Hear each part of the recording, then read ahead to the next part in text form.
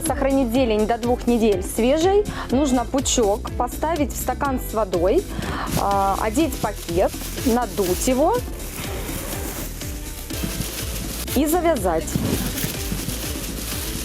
Благодаря воде и углекислому газу зелень еще долгое время, до 2 недель, сохранит свою свежесть. Такой способ поможет не только хранить зелень правильно, но и даст еще прибавку.